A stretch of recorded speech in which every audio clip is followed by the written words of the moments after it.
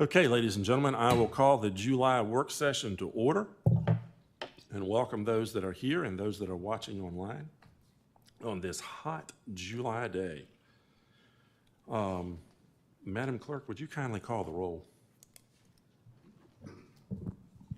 Mr. Hunter, Here. Mr. Parrott, Here. Mr. Reed, Here. Mr. Vincent, Here. Mrs. Amos, Mr. Cole, Here. Mr. Dwyer. Here. Thank you, ma'am. Chief, you have some new officers you'd like to introduce?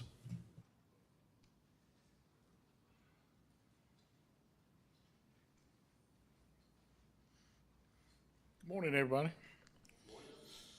This morning, I'd like to introduce to you two of our newest officers who graduated from the Police Academy June 15th. First being Miss Kelsey Sneed.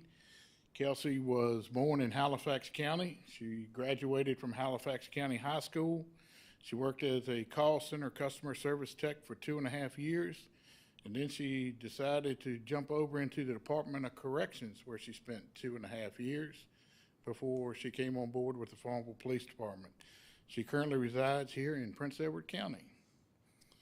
Next up is Dante Parker. Dante was born in South Boston, Virginia, but he grew up most of his life in Baltimore. He did come back and graduated from Randolph Henry High School. He obtained an associate's degree from Southside Community College in Keysville. He worked 3 years, 9 months, Department of Corrections, and he is currently scheduled to go back online with Liberty University to obtain his bachelor's degree in Homeland Security this fall. And Dante resides in Mecklenburg County. Thank you, Chief, and welcome. Glad to have both of you as part of the Farmville team. I know you will enjoy working here, and as Chief said, now you're getting to learn the Farmville way. And so that's not cliche. You will find out that Farmville has a way that's different from other folks, and we're proud of that. But welcome to the team. Thank you, sir. Thank you. Okay, item number 4 under old business, community development fee schedule. Mr. Davis? Yes, sir, Mayor. We briefly talked about this at the last work session, and then the goal was to have taken that to Finance and Ordinance that month, and we were unable to do that, so we moved everything to the work session. And by doing that, I didn't have a really good opportunity to kind of share how this came about. And so at this past week's Finance and Ordinance Committee meeting, I shared a little bit. I was able to share those details, and I'm going to share that with council today. This is just for discussion purposes, and we can discuss this for as long as you want to, for as short as you want to, over time, not today necessarily. Development fees, fee schedules is something that most localities do have. Some of these we already have. You can tell from your chart. Some of the ones that we currently have, or if someone is asking for a conditional use permit, and some of the other areas, a variance, those types of things.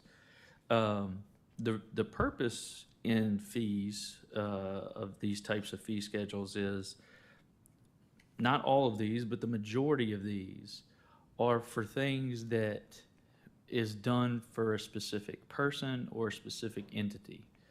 And so I'm going to draw back on some of what if Mr. Parrott doesn't mind, at the last meeting he made mention to taxpayer dollars. And he is correct. We try not to continue to increase fees and taxes for things that are not necessary.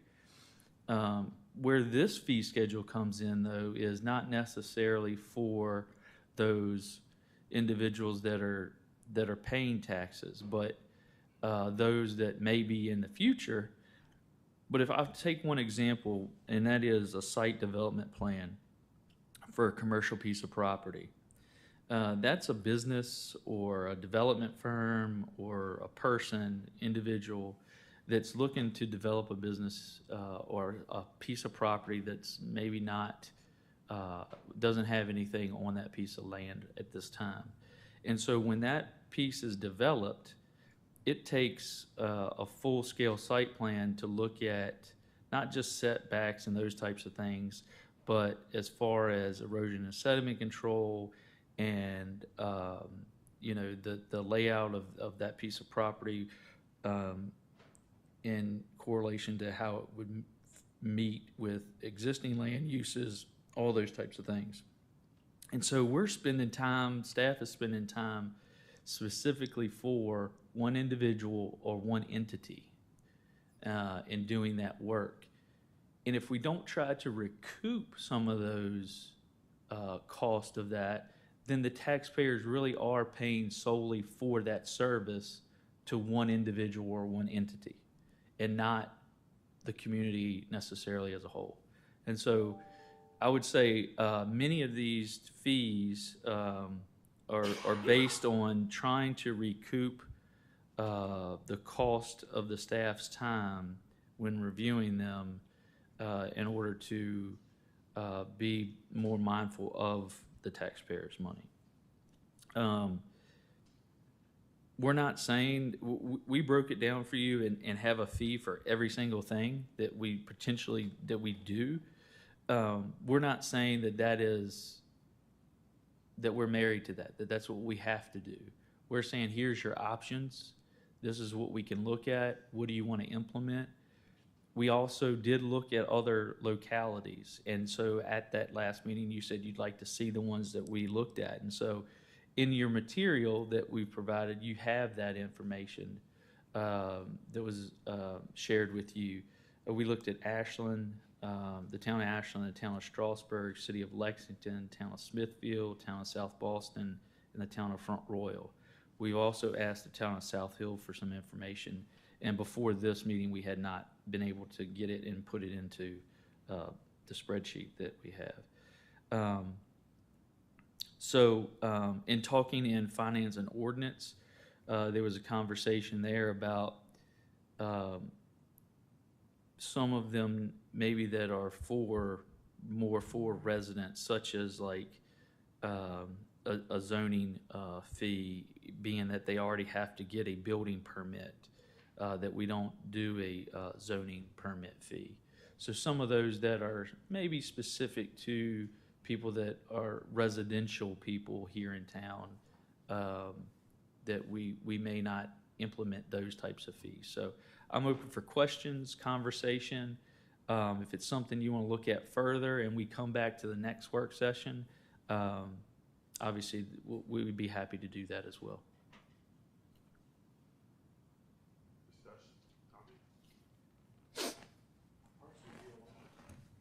Excuse me. I personally feel like that with these fees, which I do agree there are some that probably are necessary, but I think the end result of some of these fees will be that they will not be absorbed by the person who's applying for them. They will be passed on to the end user. So therefore, I think that you will see that our taxpayers do pay for it, because if you charge me $250 for a sign permit, I'm going to pass that on to whomever I'm dealing with as far as to install that sign. I'm going to have to pass that $250 on to them. And typically, they don't just do it $250 for $250. It's $250 for $300, $250 for $350. And I'm just talking in generalities, nothing specific. But I do feel like at the end of the day, the consumer ends up paying for it. Just a comment.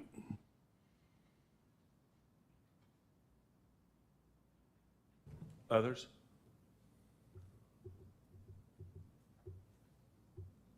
No, we shared as Mr. Davis said, in the Finance Committee, we talked about not nickel and diming our residents, particularly residential. I mean, some of them cost of doing business. For commercial, it's appropriate and probably needed. But when you look at things like, $30 to have a site plan reviewed to put, a storage shed on your property, it's kind of that's what I call a nickel and diming, our residents, that we don't need to be doing that.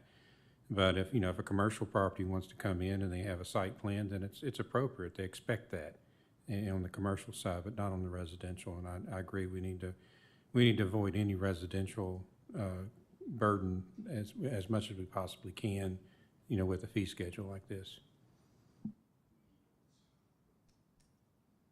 Well, side comment to that, I agree wholeheartedly with what you're saying, but I also think in my previous comments that you also want to try to attract businesses to come to invest in the town as well. And I'm not arguing this at all. I'm just making sheer comments that fact that the cost of doing business, if we can keep it to a minimum, I think we will possibly enhance the opportunity for somebody to invest in our community, to open a business. I'm not saying it'll be a deal breaker by any means of the imagination, and you may be right in the fact that that could be expected. But I would like to keep the impact to a bare bones minimum if we should happen to adopt some of these, just simply for the fact that I would like to see us be able to entice new businesses or whatever it may be to come and relocate in Farmville. And I'll give you an example. When I say recoup, we're not recovering cost as a whole.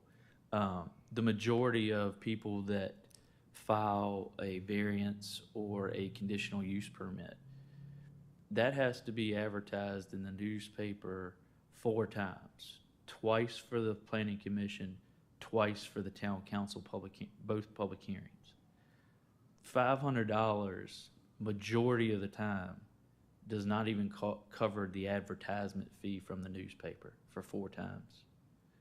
So when I say we're trying to recoup, if we didn't charge anything, that would be on every single taxpayer in the town paying for that, instead of the person that's wanting something specifically for them having to pay for some of that cost. So, but we're not suggesting to increase that at all.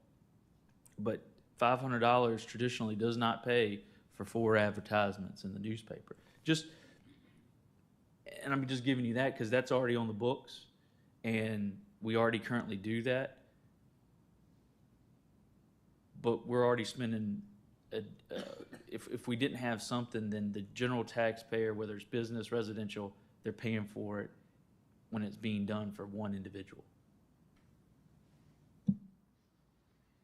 There's definitely a few on here, like some of this land development stuff, where it's obvious that all the rest of these localities are collecting some sort of fee to account for those costs to them. That seem like an obvious ones to pick up, but I agree that there are some residential ones that feel a little nitpicky. But looking at those bigger site plan developments and having fees associated with them, I'm not opposed to that.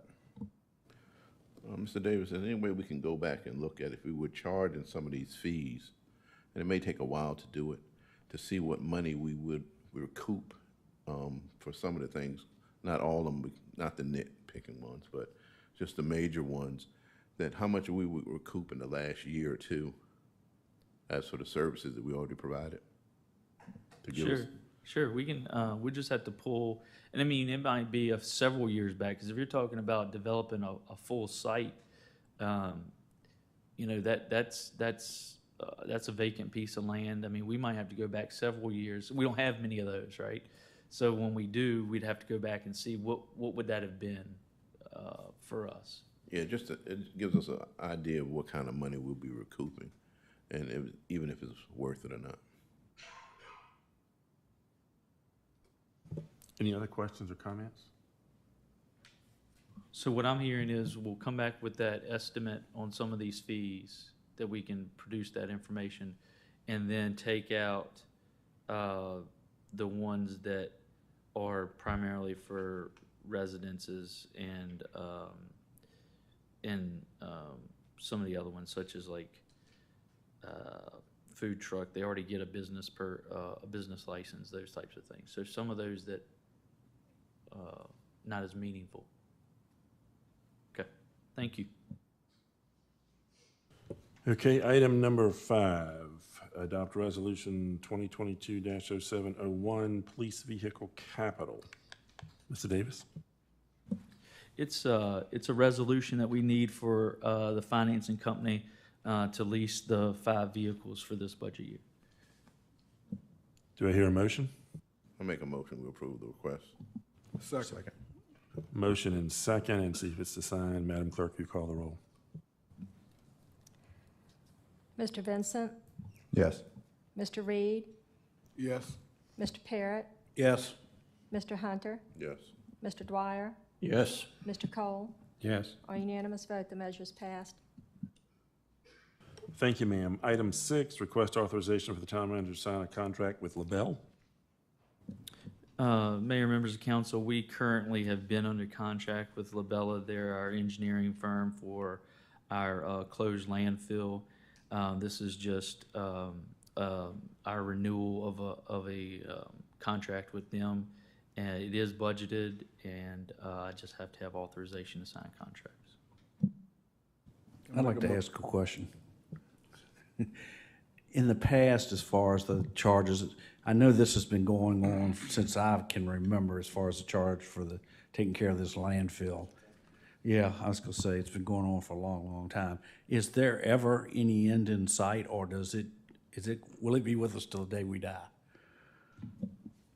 The goal is to, but we currently still have some gas that is higher at different times each month than levels approved by the state, and also we're doing some groundwater monitoring that has some leakage that we're trying to correct. So in the foreseeable future of the limit of this council, we'll probably be continuing to mitigate. Am I correct in the fact that this is the best case scenario as far as cost in monitoring and taking care of our landfill? Oh yeah, we're in a post-closure, so I mean that's a good place to be, but we still have certain requirements to meet during this post-closure before but we'll still always be responsible for that.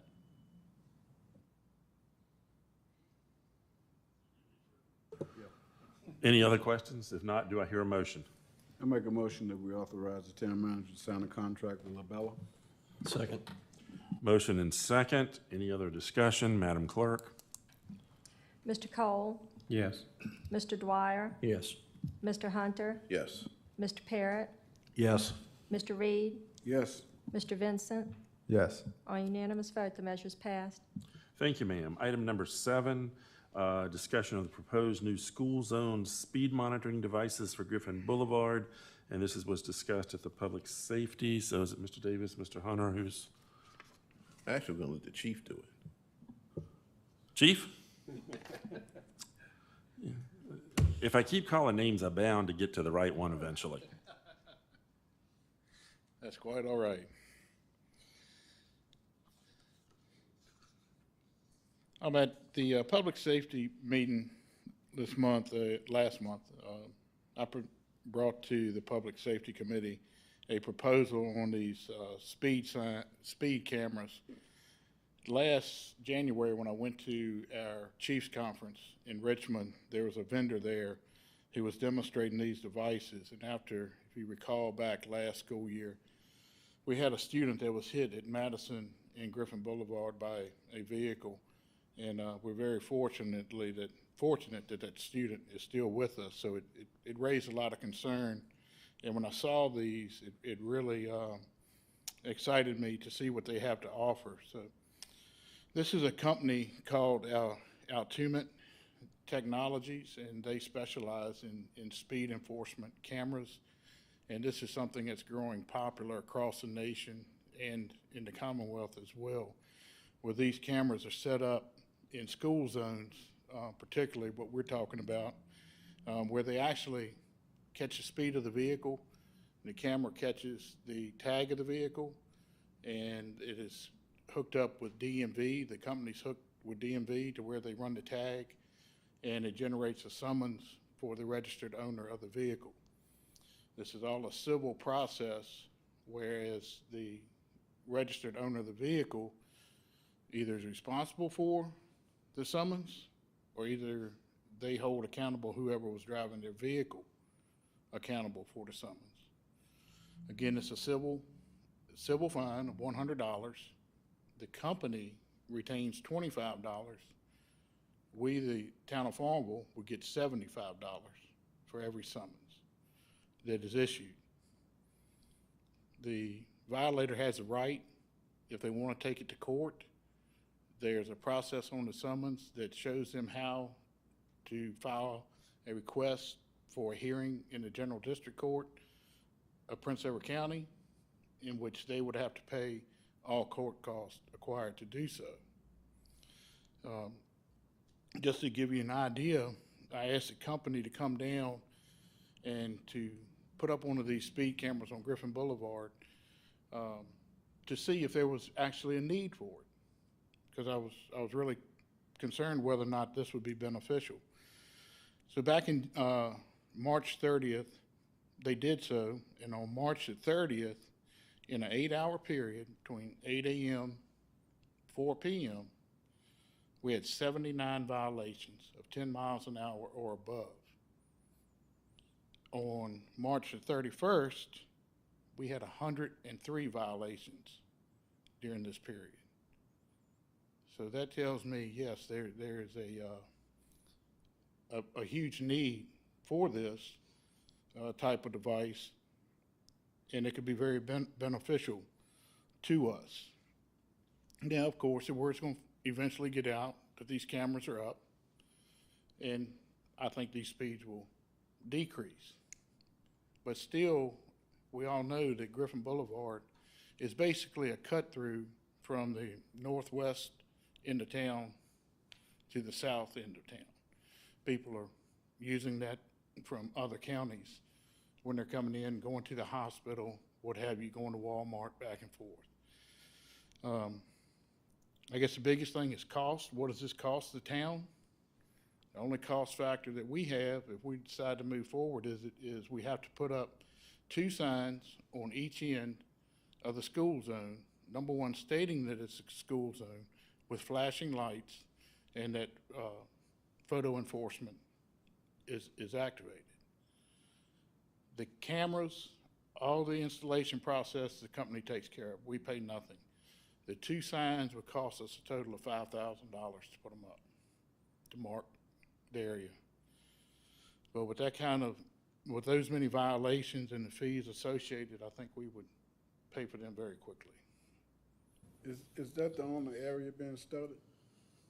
What we did, Catlin Street up by Fuqua School, because it's got to be in a school zone, and it was not enough to warrant putting one up there.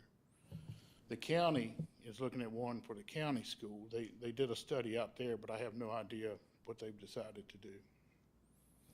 The only other thing that we would have to do is we have to have Gary develop an ordinance, write an ordinance that council would have to approve and pass to get this done. You mentioned they get the information from DMV. Do they get points? Is it like no points against their license? It's totally civil? It's totally civil, yes, sir. And typically, you would have a 10-mile-an-hour grace period, you might say? That would be the minimum that I recommend, but we could raise it if we wanted to. We saw the need, or lower it. I think 10 miles an hour would be. But people can't come to you and say, hey, do something. It has to go to court. Sir? It has to go to court if they want to appeal it. If they want to appeal it. automatic. You're not the appeal person. No, It's automatically generated, correct? yeah. They handle all the fines, and they send us a check once a month after we get it going. So what's considered the school zone? Olive Griffin or? No, sir, be from High Street down to Edmund Street is where it would be. And we can control what times we want to do it. If we want to run it from 8 in the morning until 8 at night, and then it's shut off, all that can be manually programmed. Now, would this be only while the school's in session? So during the summer, it would not? Well, you have summer school, but again, that's something that we can sit down and decide. I have talked with Chief Mooney, and he is very excited with this. He thinks there is a great need also, and he thinks that we should run it periodically for summer school as well. He doesn't want to pay half for a sign, does he? I haven't gotten to that point. Isn't it a lot of foot traffic at Radford and Griffin also? I mean, it's a lot of foot traffic right there too. So down in that bottom that you're talking about, and then at the top of the hill where the, you know, like the barber shop at, people, where they park in that parking lot, it's a lot of foot traffic Right. there, so. The camera has to be so many feet from the signs, and where the camera would be between Redford and Madison, that dip, kind of on the hillside right there. One camera gets them both ways? And is there a way for the camera to distinguish emergency vehicles? So a police or ambulance come through there, will it generate a ticket for them? The company sees, I asked that question, the company sees all images. They have somebody that looks through them, and they will determine that and pull them for emergency vehicles.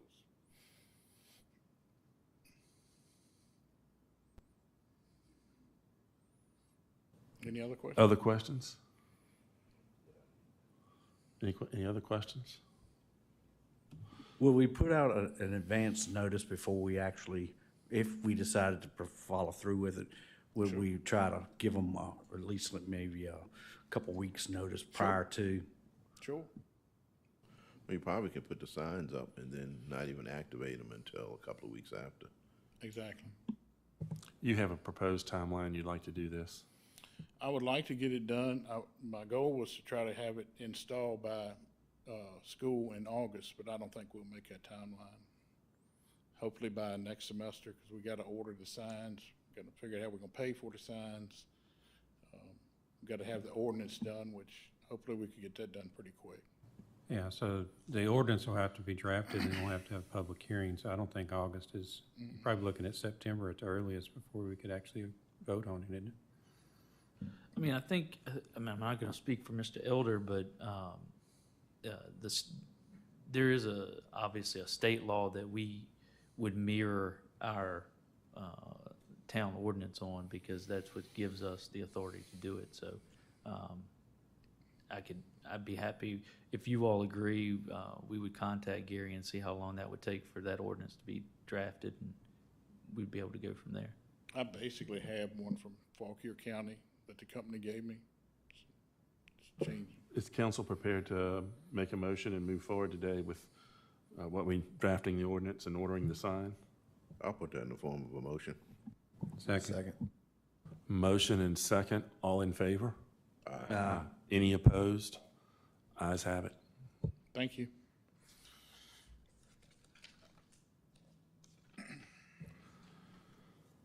Okay, item number 8, discuss transferring funds over to the local government investment pool. And I bet that's not you either, Mr. Davis, is it? I'm going to introduce it, and I'm going to turn it over to Julie. As you remember, I guess it's been 3 or 4 years ago now, the town adopted financial policies for the town. And in those financial policies that you adopted, you gave the authority for me and staff to invest town funds in certain authorized methods. And one of those that's listed is the local government investment pool. However, I didn't want to do this without you knowing and having some knowledge based on what we were doing with these funds. So I waited until Julie got here to be able to move in this direction. I think, one of my goals was to draw more interest on the town's money instead of what we currently get out of a banking institution. And so I'm going to let Julie explain the local government investment pool. So it basically, like it says, like all of the governments can invest and they like pull it together so they can get better rates. Because right now our bank, I called last week and the rate was 0.015 is what we're drawing on our accounts, which is basically nothing. And the LGIP is like 1.7. So it's significantly more. It's very liquid. If you asked at 10 in the morning to get your money, that you can have it back in your account, like your checking account, by 3 that afternoon. So it's not going to be held up if we like need our money. So I'm suggesting that we take, like, especially the ARPA money that we're not using, any of our restricted funds, and move it over there so that we can have, at least earn some better interest than what we're getting right now at the bank. Actually, it's kind of pitiful when I have been on to approve wires for you and I see all that ARPA money sitting there and we're drawing pennies on it. Yes. Literally pennies. Yes. This is a good move. Yes. Anybody have any questions or concerns? Do I hear a motion? We don't need one? No, sir, you've already approved the financial policies that allow us. I just wanted to make you aware of what we wanted to do. It's a good thing. Item number 9, discuss utility adjustment policy. I may get Julie to come back up, but this one is, you've seen our previous utility adjustment policy. It was about 3 or 4 sentences. Not that that's bad, but we've had over the last few years and most recently some utility adjustments. And so this kind of just cleans up what we are, how we process that. And also, we've had some that when they got their bill, let's say it happened in between 2 billing cycles. It was, our current policy says that we can only do in essence, if it goes over 2 bills, we can only do it once. And we'd have to come to town council for the second bill, but it's the same incident. And so this policy would now fix that to where if it goes over 2 billing cycles, the council has the ability to fix those within 1 incident a year, whether it's over 2 billing cycles or not. It sets a limit. For example, we're not going to adjust something that's for $10. It has to be 150% of the bill. And then the other main area is that trying to make it more staff-oriented instead of having to come to council for appeals. And then, so that changes the appeal process in Section 5. And this was also discussed at the Finance and Ordinance Committee meeting last week, and they made some of these adjustments and suggestions that you have here today and read. Questions or comments from council? I would suggest that if we do adopt these changes, that the accounts that are affected should be in good standings with us before we make those adjustments. I wouldn't want to see us make adjustments to accounts that are delinquent or have a history of being delinquent on a regular basis to the point of where somebody might try to take advantage of us.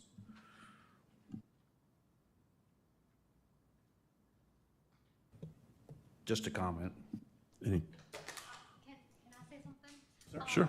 So for like adjustments, one of the new things we're adding into the policy is you have to come in, well, you have to fill out a form. You have to send pictures to show us that you had damage. You have to show us that a plumber fixed it, and we have to have the invoice from the plumber and things that we, maybe before you just picked up the phone and said, hey, I have this leak.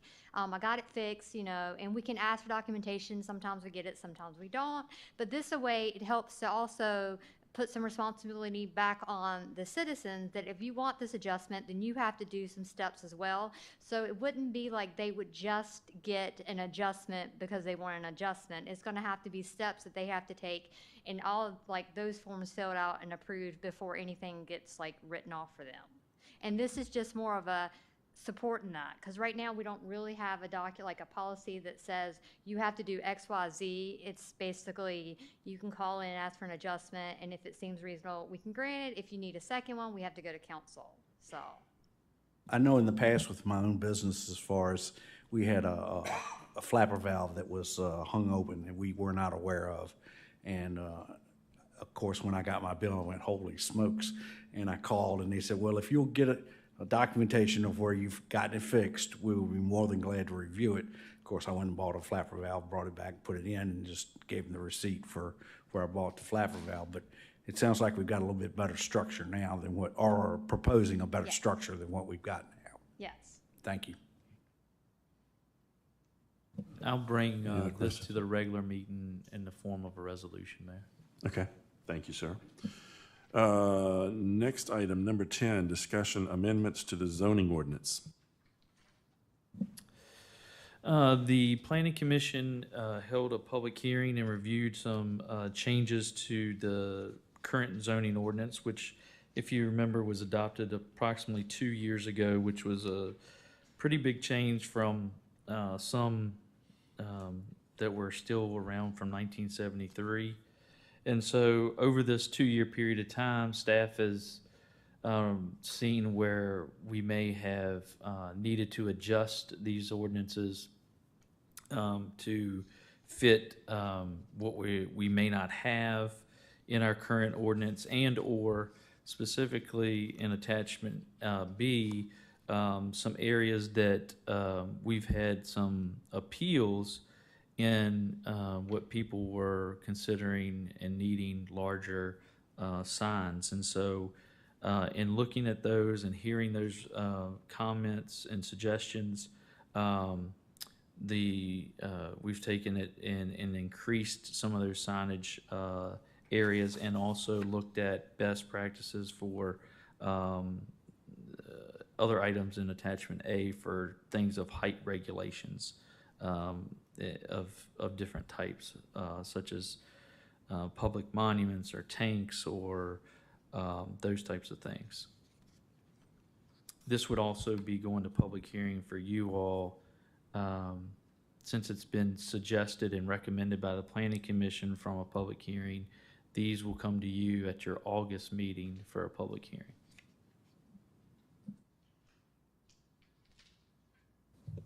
Anyone have any questions, comments, concerns about any of the proposed ordinance changes?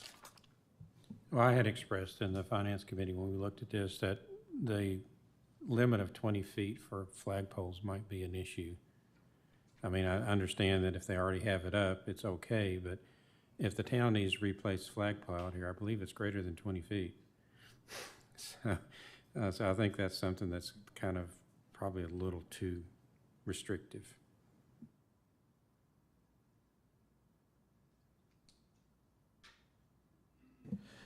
The basis for that is based on the size, height of the pole, as I explained in that meeting, is you're regulated from that, the size flag that you would be able to hang from the pole. And being that we can't regulate types of flags or sizes of flags necessarily, the flag pole gives us that ability.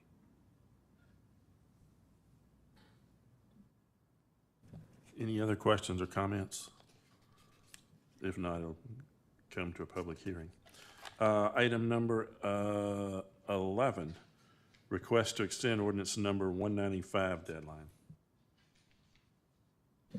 So, Mayor, this is one that came from council. The Van Ramonts had requested council to adjust the ordinance 195, which set the reimbursement and the time period for those sewer and water taps during when COVID first began. And we had asked that the town attorney look at that ordinance. And could you just extend it? The answer to that is no. You would have to pass a new ordinance that would extend the timeline for not only this resident, but also any and all other eligible individuals. However, we went back and pulled records, and the of those that purchased it by the time that was specified, this is the only individuals that did not have their occupancy permit by the deadline. So you would be extending, you would create an ordinance and extend it for these individuals only. There's no one else that would meet that criteria. So what's the pleasure of council? Do they want to go back and extend that ordinance for those individuals, or that individual? I have a question in regards to that time frame that you were referring to. Were there other individuals who applied during that time frame that were able to follow through and meet that deadline? Or are they the only ones that applied during that time frame that were not finished by the time they needed to be? In other words, were there anybody else that applied and was able to complete their process without any issues? Yes, we had some that just did water, some that just did sewer, and some that did combination.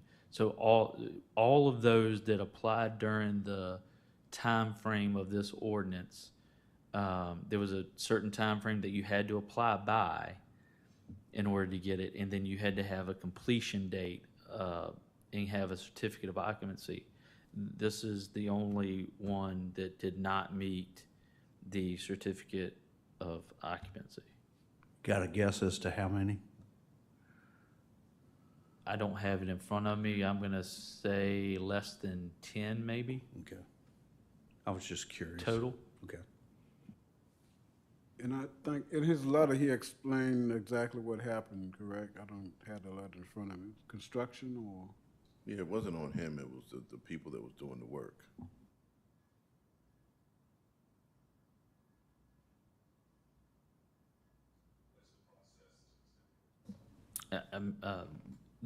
According to Gary's email, he would have to make a reform. You'd have to pass a new ordinance that would extend the timeline for this to occur. So, if you all want to make a motion to, or ask me to ask him to do that, we can, and that ordinance will take a public hearing and all that fun stuff. Okay, what's the pleasure of council? I think finance recommended for us to go forward with this, if I'm not correct. Yeah, finance did recommend to have it extended. There's only one person that it will apply to and allow us to be able to do the refund. You want to put that in the form of a motion? That we move forward? Sure. I'll second.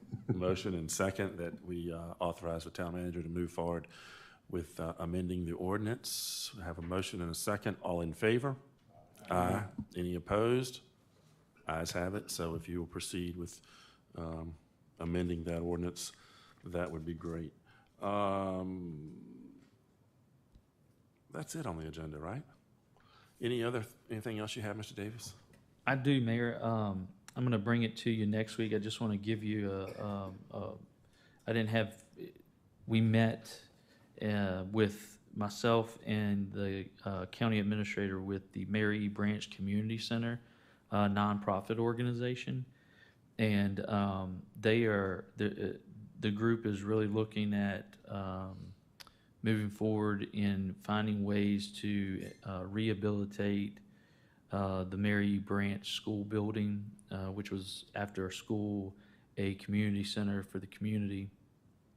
And the town and county are trying to assist them in any way that we can. CRC, Commonwealth Regional Council, has been in conversation with us as well. And so there is a grant opportunity that the deadline is in mid-August through the Department of Housing and Community Development, DHCD, for an industrial revitalization fund grant. And with usually that grant, I think, is capped at like $500,000, but with ARPA funds that the state had received as well, there's an opportunity for the cap to be $5 million. And so this is used to redevelop vacant or deteriorated prior industrial, commercial, those types of properties. And so we're looking at what has to be done is that a locality can assist and put in the grant for a nonprofit organization. A nonprofit cannot actually put in the grant. And so next week I'll be bringing you a resolution seeking that the town put in, since Mary Branch building is in the town of Farmville, that we put in for a grant through Department of Housing and Community Development to see if we're eligible for this grant. And then we would seek the county and obviously Mary Branch if we were to receive it, and looking at that time, what are the matching funds and how much that would be and how we would do that.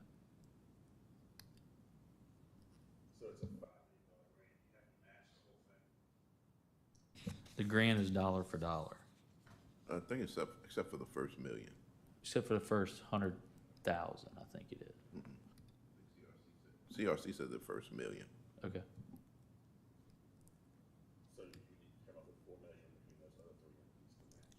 If we even got the whole grant. Match whatever portion you get. Correct. Anything else? No, sir.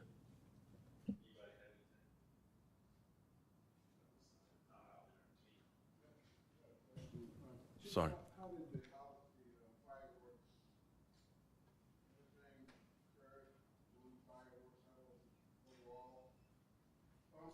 how was a fireworks overall, after fact? I was really excited on the entire operation. The operational safety plan that we had went off without a hitch. I had lots of positive comments. People came up to me after the festival, people saying how excited they were to have it in downtown Farmville and not have to wait 2 hours to get out of traffic. But overall, I think it was a huge success. Look forward to doing it again. There were no incidents. None whatsoever. Wonderful. Great crowd. Wonderful. Thank you. Any other questions or comments? If not, I'll entertain a motion to adjourn. So moved. Second. Motion and second. All in favor? Aye. Any opposed? Ayes have it. Meeting is adjourned.